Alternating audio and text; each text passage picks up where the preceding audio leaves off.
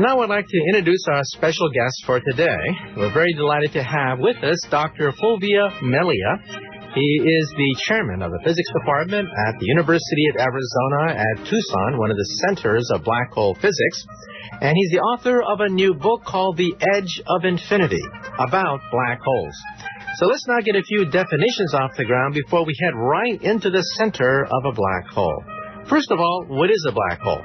Well, a black hole is an object whose escape velocity is the speed of light. In other words, light itself cannot escape a black hole.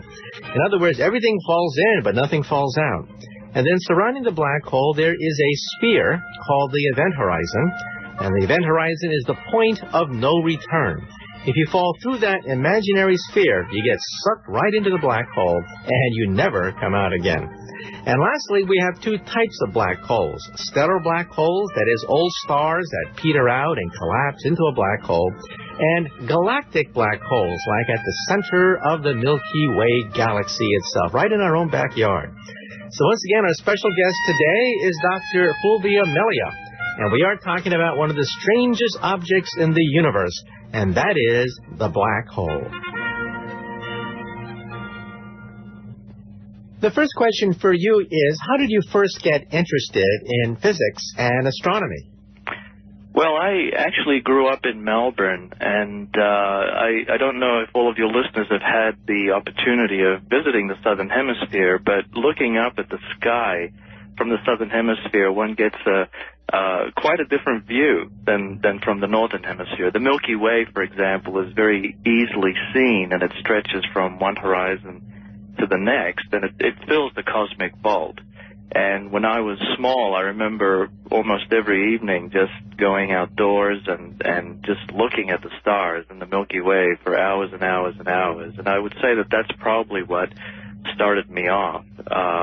With that, of course, comes the natural curiosity of how things work and what these objects are, and one is led, I think, in most cases, to a study of physics, and that's what got me into physics and astronomy, I would say.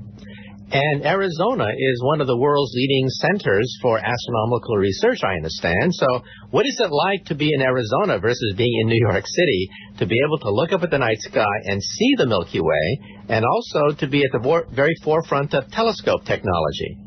Well, that's the interesting comparison, of course, because even though I usually tell my friends, especially the ones overseas, even though we belong to the same country, the southwest of the United States is really very, very different from the northeast, as I think everybody realizes.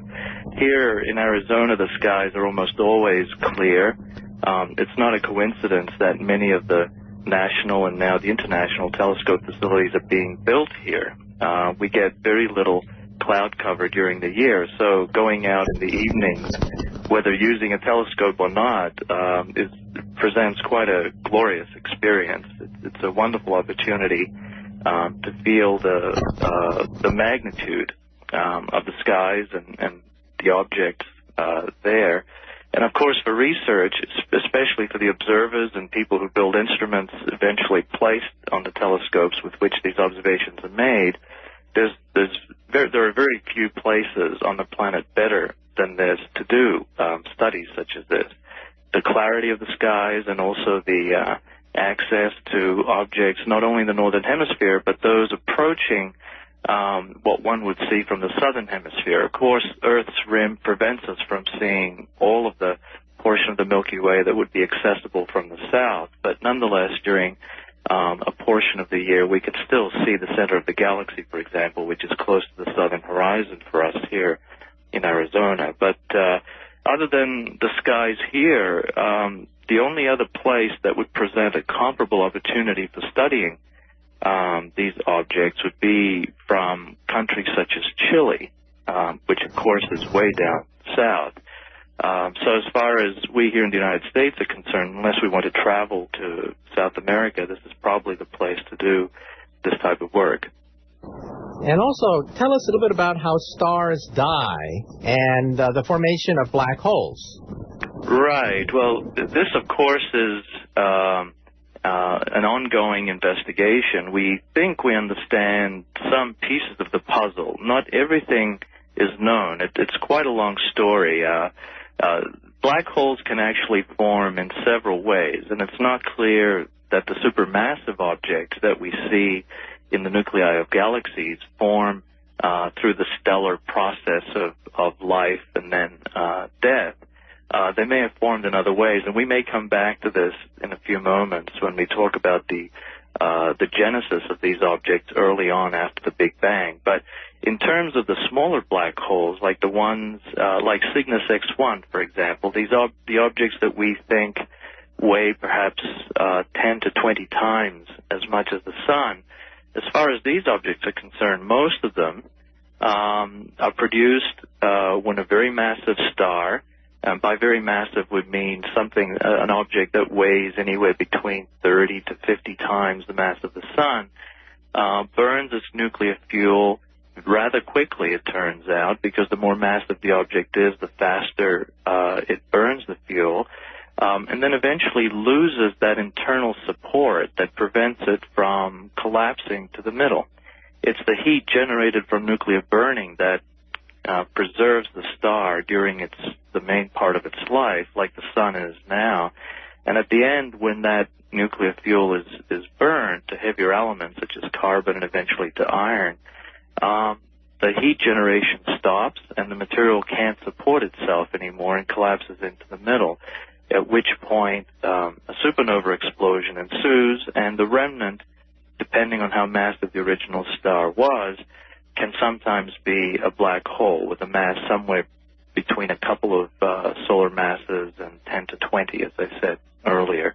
So the vast majority of black holes about which we know, and there are some billion of these in the galaxy, probably formed in this way. But there is another class of objects, like the one at the center of our galaxy and the center of many other galaxies, such as the Andromeda galaxy, our sister galaxy. These objects have a mass anywhere between 1 million to several billion times the mass of the Sun. And although some of them may have started as seeds from supernova explosions a long, long time ago and eventually have grown to the point where they are now, it's not clear that all of them could have formed that way. And the reason I say that, and this would lead into another part of the story, the reason I say that is that we now have very, very strong evidence that at least some of these supermassive objects were formed only 700 million years after the Big Bang, much, much earlier than the formation of galaxies and much of the structure that we see in the universe today.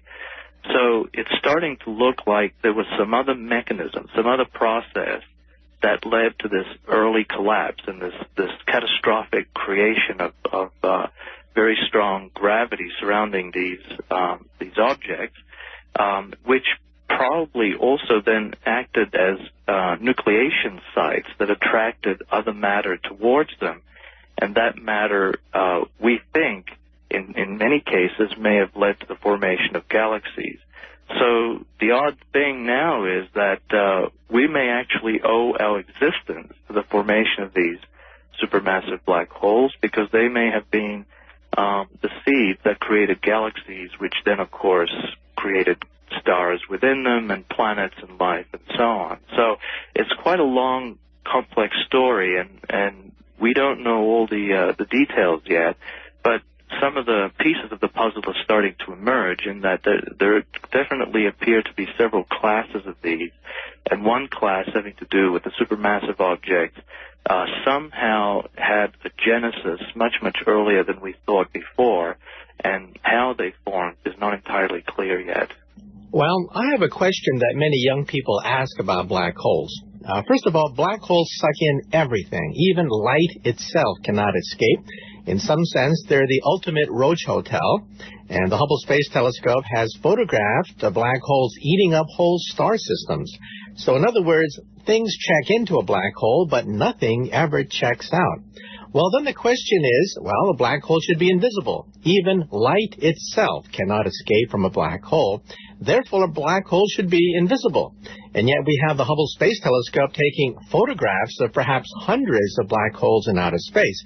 And so then the question is, how do you photograph something that is invisible? Right. This is this is what's really generating much of the excitement these days with theoretical astrophysicists and, of course, the physics community in general. What telescopes that have been built up to this point have seen so far is not really the black hole itself, but what they see is light produced by matter falling into the black hole. Their resolution is not yet good enough for them to make an image of the black hole itself, the event horizon, which is the surface beyond which nothing can escape, including light. So if we really could see the black hole itself, what we would see is a dark shadow in front of a curtain of light. The curtain of light presumably would be produced by matter behind the black hole relative to us, and the black hole would absorb all of the light produced behind it or redirect it away from our line of sight, because gravity can bend the path of light, and so we would see a dark shadow. That's what a black hole would look like if we had a camera with such clarity, such spatial resolution that we could see detail down to that size. It does look like by the end of the decade we may have the capability of actually forming such an image. But for now, telescopes such as Hubble and Chandra have not been able to do that yet. So instead what they show us is images, or what they produce is images of matter falling into the black hole from larger distances much further away than the event horizon itself. Both have done spectacularly in this regard, though. Both Chandra, the X-ray telescope, and Hubble have each produced a very deep image of certain patches of the sky. By deep, we mean that there were patches in the sky, such as one in the constellation of Ursa Major, where there are very, very few objects within our own galaxy inside of that patch. And so it's like looking through a relatively open window to much distances much further away than objects within our galaxy. And what they were able to do by staring at these patches was to collect light from objects some 10 to 12 billion light years away. In other words, objects that were producing this light only 7 to 8, 900 million years after the Big Bang. And what they see when they look at these patches is very bright objects, either X-ray objects or ultraviolet or infrared objects in the case of Hubble, objects that number as many as 500 within a region only the size of the full moon. So if you can imagine with your eye looking at a part of the sky that has the size of the full moon, within such a region, these telescopes have been able to produce images of as many as 500 of these objects. And these objects are so far away, they're so bright, that the only way that they could produce this much light is if they're black holes absorbing matter from their environment and converting gravitational and rest mass energy into light. So we believe that when we look at these patches, most of the objects that we see, most of the 500, must be supermassive black holes at that distance in the universe. And what's interesting is that when one extrapolates over the whole sky, these numbers correspond to total numbers of some 300 to 400 million such objects. And we know that that's not all that's there, because that's what we can count. That's what we can see. But some of these objects are probably also obscured by dusty matter falling in towards them, and so it's not clear that we're seeing everything. So the best that we can say is that there must be at least 300 million of these supermassive black holes spread throughout the cosmos. Chandra, of course, has gone on and done even much better than that. It's allowed us to look at the supermassive black hole at the center of our own galaxy with even better clarity because it's much closer than the others. It's only 25,000 light years away compared to the 12 billion light years of many of these other objects near the beginning of the universe's life. And because this object at the center of our galaxy is so close, we've been able to study it with Chandra and now other instruments as well. The European Space Agency has its own X-ray telescope called XMM Newton, which has done similarly spectacular studies of these objects.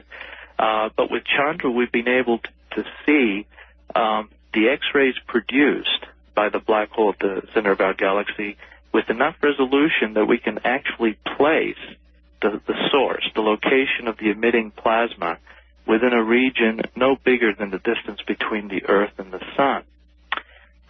In addition, this object seems to explode roughly once a day, producing a flare of X-rays. The X-ray intensity during these events goes up by anywhere between 30 and 200 times what the intensity is during the quiescent state. And so for a couple of hours, the black hole at the center of our galaxy shines much, much brighter than it otherwise does. And what's intriguing now, and these are the latest results that haven't even been published in the literature, what's intriguing now is that there is very clear evidence that during these events, we can see a periodic pulse. It's like the heartbeat of this object. It's a periodic pulse that occurs roughly once every 20 minutes.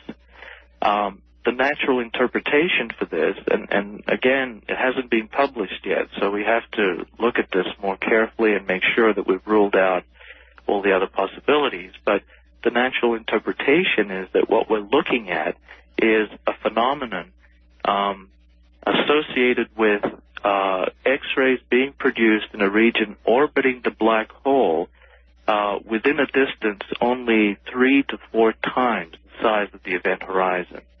So although we can't see the event horizon just yet with Chandra or Hubble, nonetheless, we're seeing a phenomenon associated with emission that's occurring only 2 to 3 times the size of the event horizon.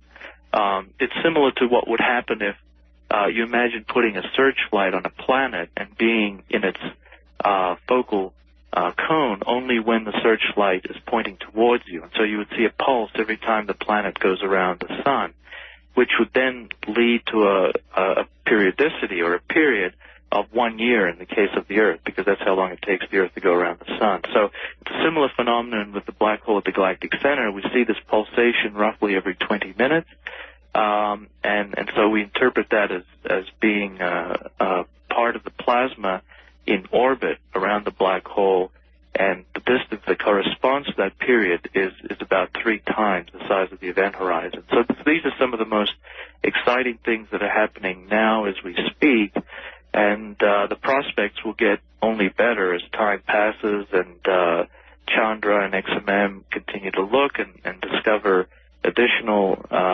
activity, and also with the next generation of telescopes in the pipeline now. Now, everyone asks the question, what happens if you fall into a black hole? No one's ever done that, of course. But could you explain some of the distortions of space-time that occur if you were to fall into a black hole and someone were to observe you falling into a black hole from a distant planet? Right. And the answer to that, of course, depends, not surprisingly, on how massive the black hole is. What one would see falling through the event horizon differs depending on how massive the black hole is compared to the mass of the object or the body falling in. It turns out that for a massive object like the one at the galactic center, which we now understand has roughly 3 million solar masses worth of material contained within it, falling through the event horizon of an object like that, a person would actually not see very much, would actually not feel very strong effects on his or her body. There would be other distortions to the light, but we'll come back to that in a moment. The point is that what happens physically to matter falling through the event horizon depends on how big the object falling in is compared to how big the event horizon is. And the size of the event horizon scales with the mass of the black hole. So, for example, if the sun were to shrink down to the size of a black hole, its event horizon would have a radius of only 3 kilometers, smaller than a city. Whereas the black hole at the galactic center has an event horizon with a radius about 1/20th the distance between the Earth and the Sun, which is much, much bigger, of course, than 3 kilometers.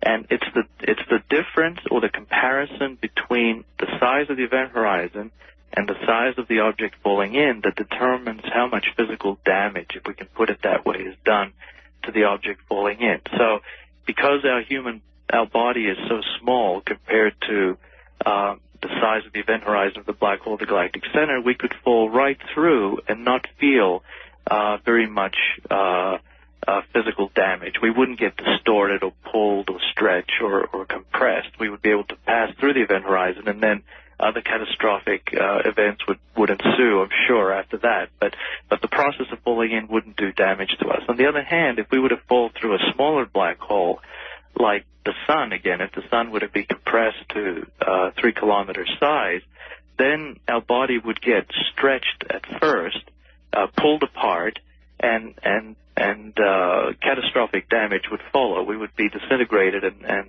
only the atoms and molecules would fall through. So the physical damage is different depending on the size. And a good analogy would be compare standing on the surface of the Earth, where the surface of the Earth, even though it's spherical, looks flat to us because it's so much bigger than us, and then standing on the dome of a cathedral.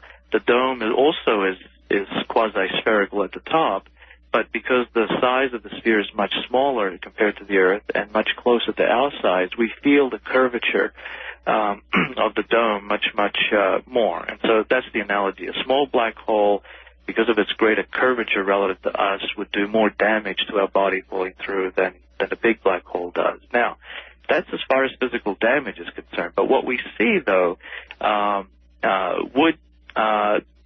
would be less dependent on the size, and there would be significant distortion to the light path progressively as we get closer and closer to the event horizon. So light, because of gravitational redshift, meaning that photons have progressively less and less energy, not speed. The speed of light is always the same, but the energy of the photons decreases relative to us at infinity as they get closer and closer to the event horizon. Because of that decreasing energy, we have greater and greater difficulty seeing the light. Eventually, as the light reaches the event horizon, it's lost all of its energy relative to what we see, and so we wouldn't be able to even detect the light anymore, even though it would still be coming out until it passes through the event horizon, and then beyond that we wouldn't see it anymore.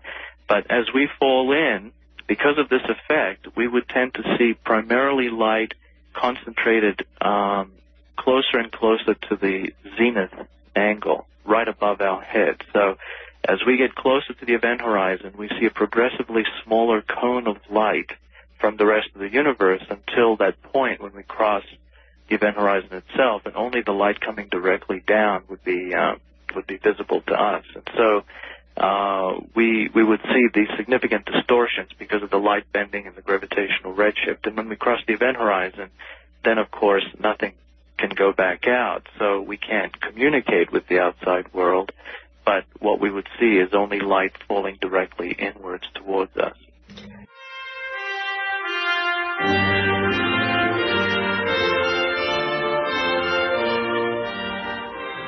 Well, I'm afraid that's it for the first part of Exploration. Once again, our first special guest was Professor Fulvia Melia, Professor of Astronomy at the University of Arizona.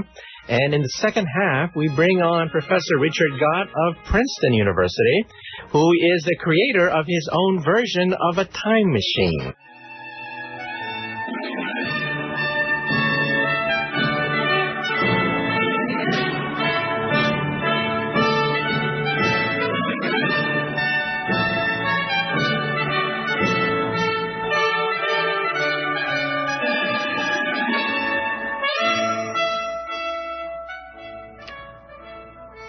Welcome back to Exploration.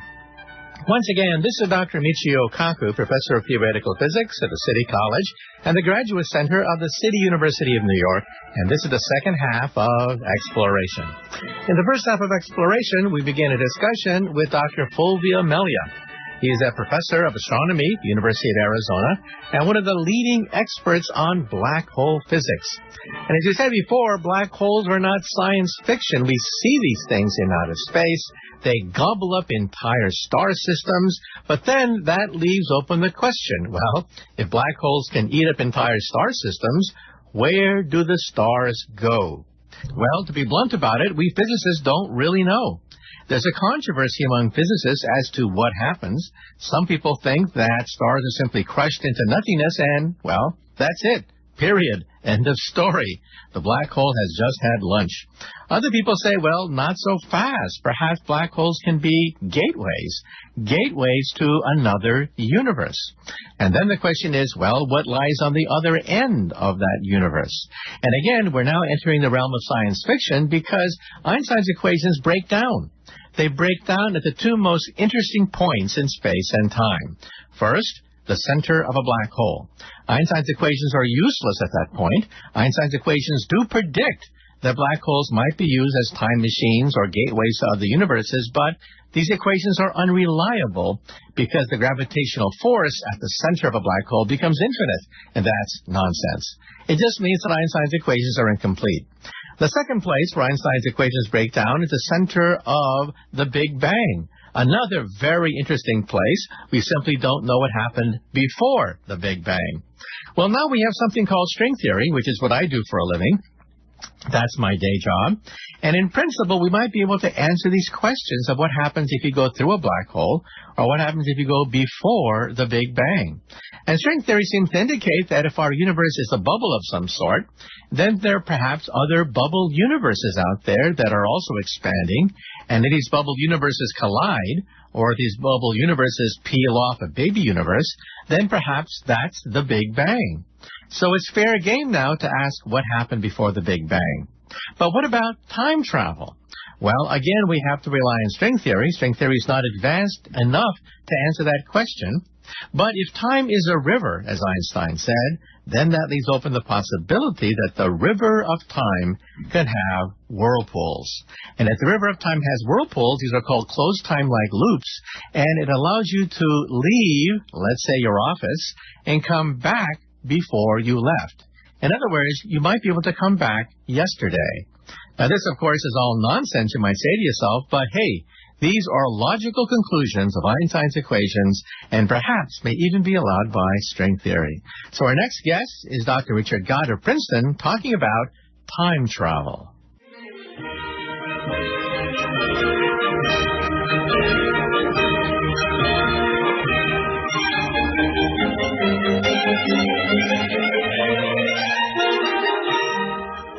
And now I'd like to introduce our very special guest today. Once again, we have with us Professor J. Richard Gott III. He's a professor at Princeton University, and he's the author of a book called Time Travel in Einstein's Universe: The Physical Possibilities of Travel Through Time. Now, just remember that we're not talking about some inventor in a laboratory in his basement creating a time machine by which you can erase certain rather embarrassing events in your history. We are, in fact, talking about hard physics. We're talking about perhaps one day a civilization much more advanced than ours, or perhaps maybe even our descendants thousands of years from now, may have the ability to manipulate the energy of a star, in which case they may be able to create a time machine capable of changing the past. And so the question is time travel possible, given the fact that there are all sorts of horrible paradoxes you can get if you go backwards in time, for example, and shoot your parents before you're born?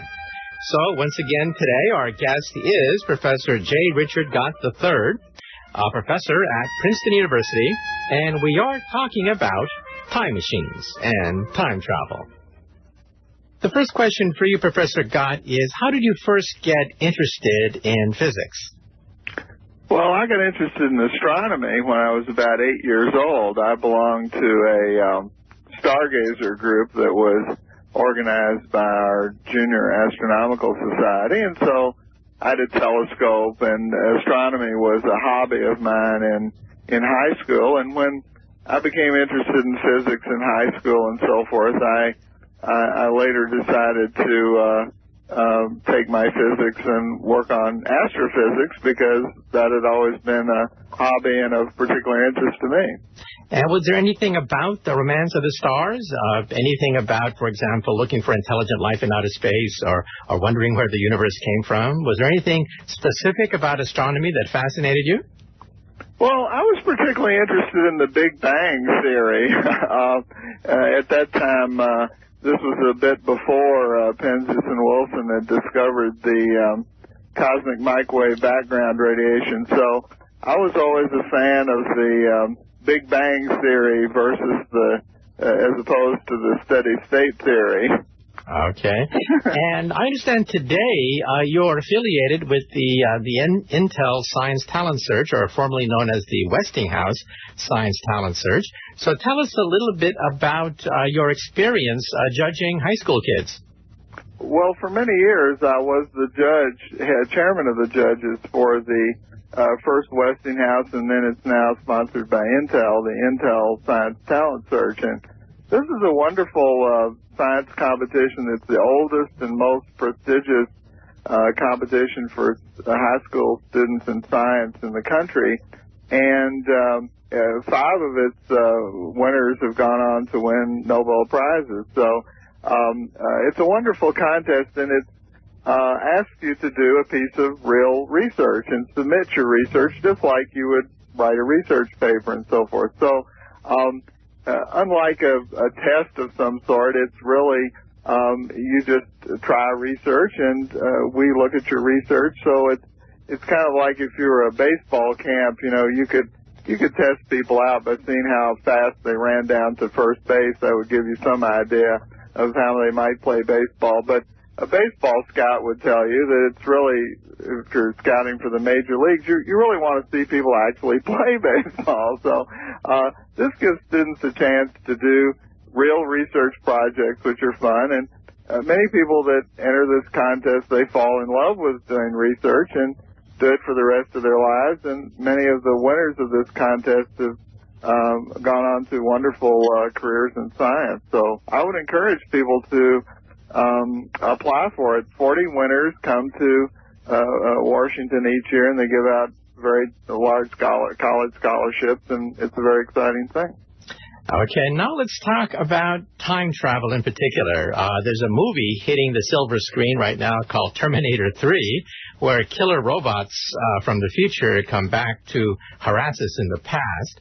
So what started your romance with time machines? Because in the area of physics, most physicists tend to, at least in the old days, scoff at the whole notion of going backwards in time.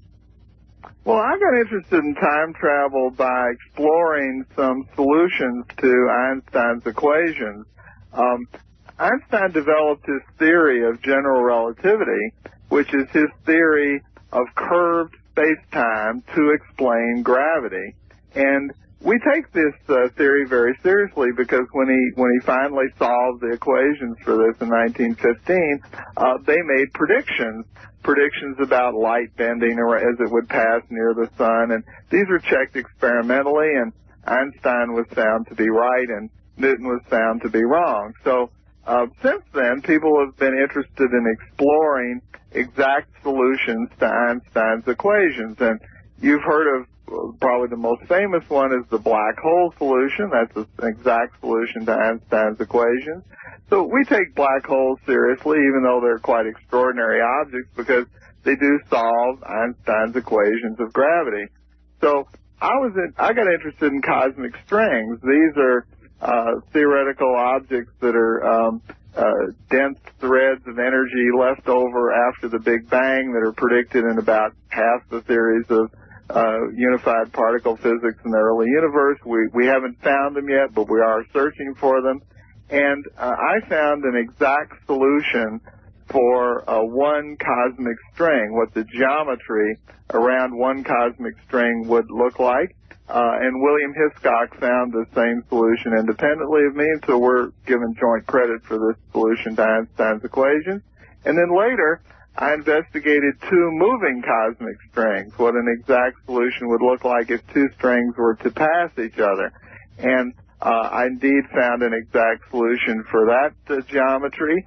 And it turned out that if the strings were moving fast enough, but still slower than the speed of light, that this was a solution that would allow you to circle around the cosmic strings and arrive back home before you started. So it would allow time travel to the past. And there have been a number of general relativity solutions like this. The first one was found by famous mathematician Kurt Gödel in 1949.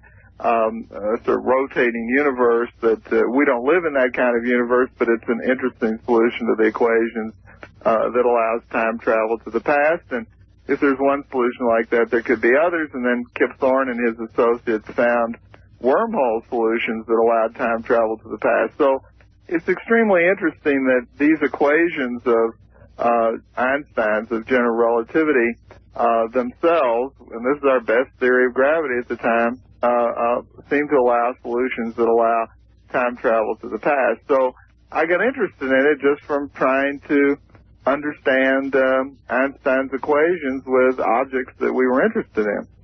Okay, now let's talk about the movies. Everyone likes the movies, and people have seen a lot of movies where we have black holes that are rotating very rapidly. Right. And according to mathematician Roy Kerr in 1963, he did find a solution of Einstein's equations where if you pass through the ring, not a point, but a ring that's spinning very rapidly, you would wind up on a parallel universe, perhaps even in a distant point in time.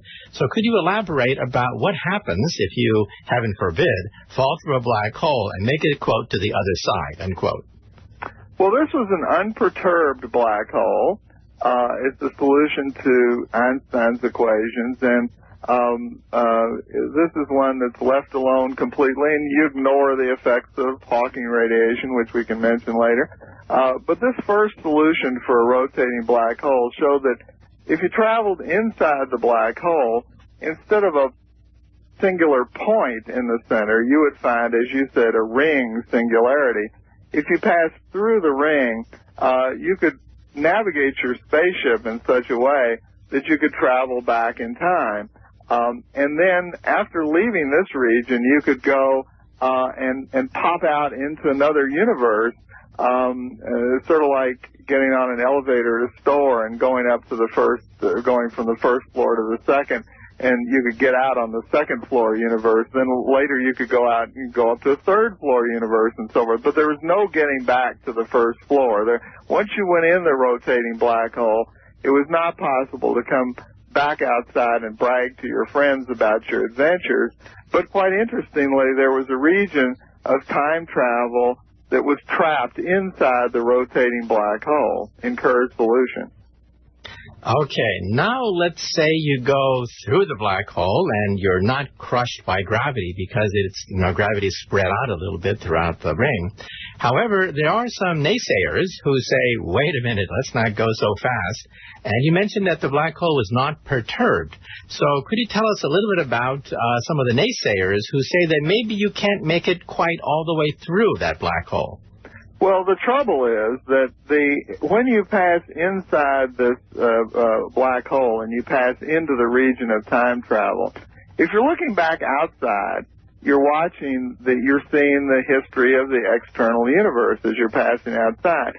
And in Mr. Kerr's solution, as you passed into the region of time travel, you would be able to see the entire future history of the universe pass before your eyes. Now, you might say, well, this is a good thing, very interesting for historians. You get to see the whole future history of the universe in a finite amount of time. But the trouble is those photons coming in would be infinitely blue shifted and become, instead of visible photons, they would become ultraviolet and gamma ray photons. So these could kill you. You have to pass them on your way into the region of time travel. Other effects need to be considered too, like the fact that the black hole may evaporate, would it be expected to evaporate from Hawking radiation, which cuts off your view of the very late history of the universe, but also induces other effects, quantum effects on the inside of the black hole. So the situation is that some people have explored this situation, Mr. Burko for one, Amos Ory, and they have found that traveling to the region of time travel, you would probably pass a singularity. The curvature of space-time would become infinite. However, it takes a very brief amount of time for this to occur. So the singularity may be weak in the sense that it may not tear your body completely apart. And also, quantum effects would be expected to knock out any infinities in the solution. So the trouble is that we don't really know exactly what happens to you when you go inside a rotating black hole, and we may need a theory of quantum gravity to explain this. We know how gravity behaves on macroscopic, ordinary scales. Einstein's theory gives us a wonderful and very well-checked theory of that, but we don't know how gravity behaves on microscopic scales, and to understand what would really happen going into a black hole, we may need to know that. Okay, well, we have had on this radio show several people who work in superstring theory, like I do, and we do look at these things. However, the theory is not very well developed yet. So let's ask a hypothetical question. Let's say you are an advanced civilization, like we see in the movies, an advanced civilization that can move planets and move stars. I mean, really powerful technology we're having here now. Yeah. With that kind of technology, do you think that someone could go through the ring to perhaps a parallel universe or perhaps in time, or it's just simply not known in terms of what we know about quantum gravity? Or do most people think, bah, humbug, you just can't do it? Well, I think that if you were using my cosmic strings, what a super civilization would try to do is find a loop of cosmic strings. Cosmic strings either infinite, they have no end, so either they're infinite if we found them. They're either infinite or they come in loops. So you can think of spaghetti or spaghettios. So find one of the spaghettios, one of the loops, manipulate it so that it collapses by a large factor, and you could arrange it with your massive spaceship flying around it so that the two sides of the string would pass each other at the speed required to make a time machine. But I was able to show in that case that this would also be in grave danger of forming a black hole. In fact, it would likely form a black hole. So the regions of time travel would likely be trapped inside, just as we've talked about in the rotating black hole case. So I think one thing to emphasize is that these are projects that really, this loop would weigh half the mass of our own galaxy. So we're talking about projects that really only a super civilization could attempt. But as you say, we're interested in finding out whether a civilization with arbitrarily large powers, but still operating under the laws of physics could do it. And I think probably until we really get a theory of quantum gravity, we can't say for sure whether they would succeed or not. Okay, now let's talk about the wormhole, because on Star Trek, they simply zap through wormholes to the other side of the galaxy. Now, if you had a black hole, there is a problem there, and that is it's a one-way ticket. It's basically a roach motel. You go in and you never check out again. It's a one-way trip. However, these wormholes that we see on Star Trek are transversible. You go back and forth, back and forth. It's like taking a Sunday drive right through a wormhole. So tell us a little bit about wormholes and whether or not they're practical. Well, the wormhole idea got started when Carl Sagan, who was writing this book Contact, which later became a famous movie, he wanted to use the wormhole to get Jodie Foster from one part of the galaxy to another. And so he called up his friend Kip Thorne and said, listen, I'd like to get the physics right here. What about the physics of wormholes? So Kip Thorne and his associates investigated this, and they found out that in order to transverse it back and forth, you had to prop it open with some what we call negative energy density stuff. This is stuff that weighs less than zero. In other words, you'd have to add mass to this to get back to zero. It's stuff that weighs less than zero. Well, that's very strange stuff, but you might say, well, that's strange. You wouldn't expect to find that. But curiously, we do know of a quantum mechanical effect, the Casimir effect, which is one where if you take two parallel metal conducting plates and you put them very close together, the quantum vacuum state in between the two plates actually acquires a negative energy density. It weighs less than zero. So Kip Thorne was proposing, and similar effects occur in connected with Hawking radiation and black holes and so forth. So we know of quantum effects that can induce negative energy density states. So what Kip Thorne proposed to do was to cover the mouth of each wormhole with a conducting plate and put them close to each other in the wormhole tunnel, 10 to the minus 10 centimeters apart, so that they introduced a large negative energy density. And then you could traverse by opening trapdoors in these metal plates. You could traverse the wormhole and not be killed. Again, the engineering effects of this were enormous. The wormhole he was talking about involved 200 million solar masses, 200 million times the mass of the sun. So, but again, he was interested to know whether these things were possible in principle at all under the laws of general relativity. Okay, well, let's say you want to build one of these things, okay? People talk about these things. Paul Davies, who we actually had on the radio show a few years ago, even wrote a book about how to build a time machine, okay? Sure. Now, again, one of the problems is you have to get negative energy if you go the route of the wormhole. And then the question is, well, how do you get negative energy in large quantities? The Casimir effect is very tiny. It takes laboratory instruments, very delicate instruments, to measure this effect. However, we want to just rip space and time apart and change the topology of the universe. So if you were, once again, a very advanced civilization, how could you possibly assemble large quantities of negative energy to open up a wormhole? Well, the mechanism that's being used is to bring the plates very close together. The plates are pulling you toward each other.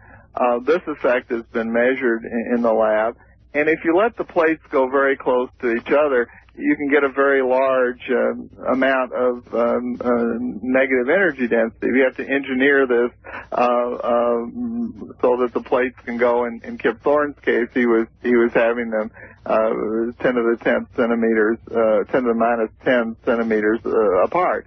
So that's the mechanism that's used. How do you get the wormhole in the first place? The idea here was that space-time on very small scales, 10 to the minus 33 centimeters, microscopic scales, may be sponge-like. The quantum fluctuations might be causing little microscopic wormholes to be forming all the time.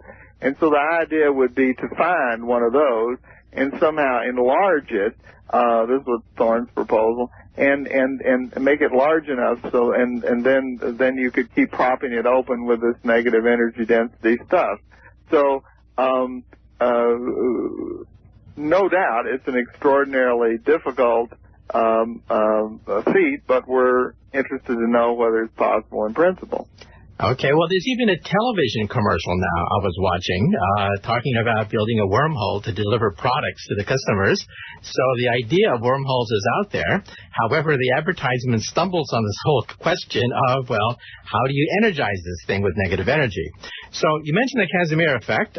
Where else in the universe can we find negative energy? It's a very exotic kind of thing. It's not the kind of thing we see in the laboratory. Where else in the universe can we find negative energy? Well, black holes is one location.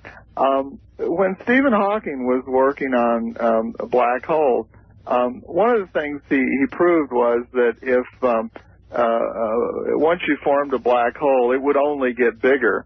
its horizon, as it were, would only get bigger. And so as it gobbled more and more material, in fact, he proved a theorem that if energy density was always positive, the black hole, if you just add energy density to it, the black hole would always get bigger.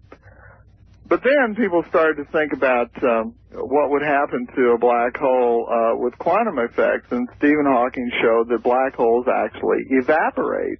And so over time, there's a quantum vacuum effect in the empty space around the black hole that you have vacuum fluctuations that cause particles to be emitted from the black hole and then also cause the black hole to lose energy.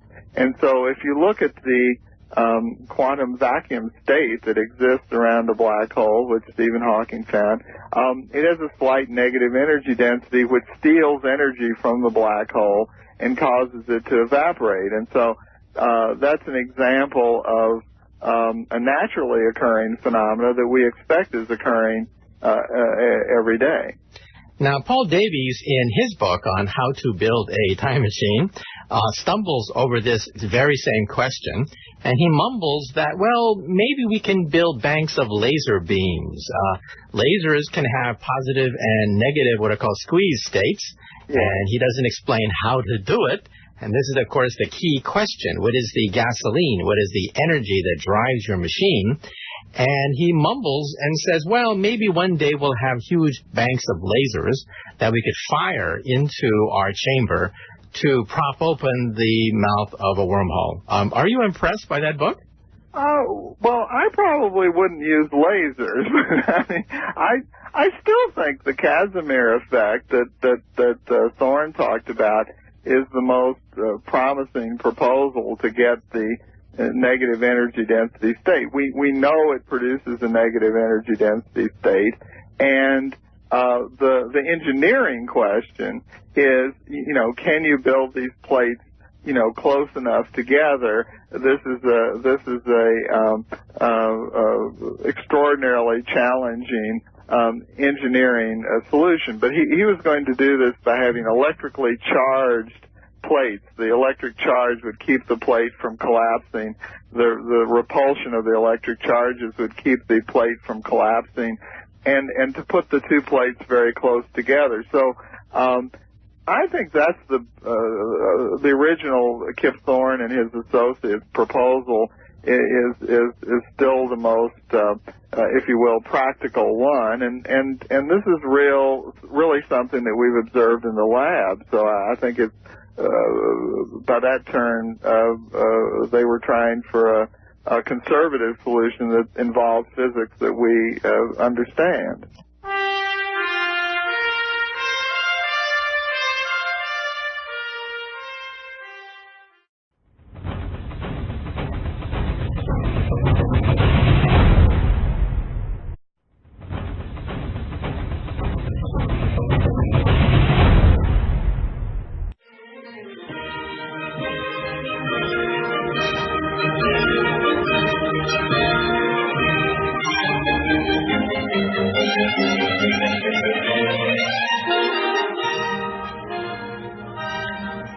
And now I'd like to introduce our special guest for today.